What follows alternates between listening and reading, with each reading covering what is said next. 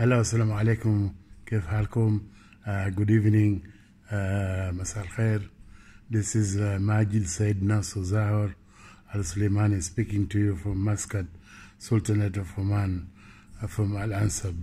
Everybody in the world is now paying attention of the Russian invasion of Ukraine, but I am still on the topic of the hijab, the boycott of hijab in India.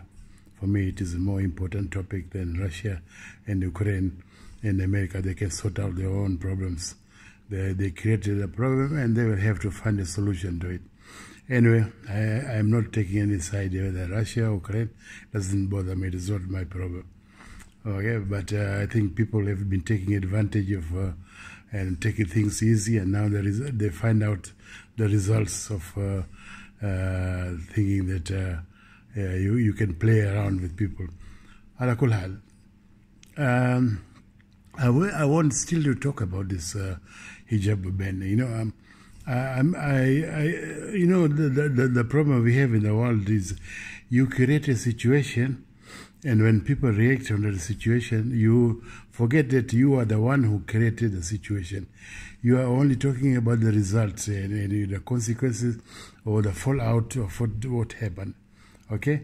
Now, I'm looking at these photographs of these young girls of 12 years old, 10 years old, okay? Going to school and wearing a burqa, okay, or wearing hijab. Why has this situation developed? Okay, it is very simple.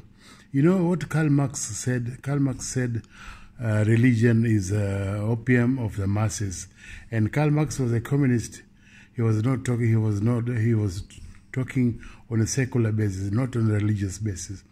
Okay. Now, when you drive, when people feel they are no more secured in their own country, the country that the grandparents and great-grandparents were born, and they feel the government of the country, the ruler, the so-called Modi and his gangs, RSS and BGP, and their supporters, and this Amit also another one, then people slowly turn to religion, okay? Because they find comfort and solace in religion. It is what do you call it? Meat and this what do you call it? Modi and his gangs, RSS and BGP. We have, like I wrote in my book, when I took over from one of the Indian guys. I'm talking about 15 years ago. This Indian guy, his name is Nair. His mail was being transferred to me, and by instruction from America, because first the IT people refused to transfer his mail. And then I saw all this. I never realized that in our own country in Oman, we have Indians who support BGP and RSS agendas and manifestos and focuses. These people, they are in our country. They are getting salary from our country. They're getting business from our country.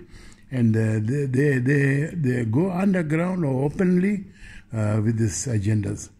So this must stop, because there is a limit of patience, how people can continue to be patient. There has to be a limit. Okay, people will not continue.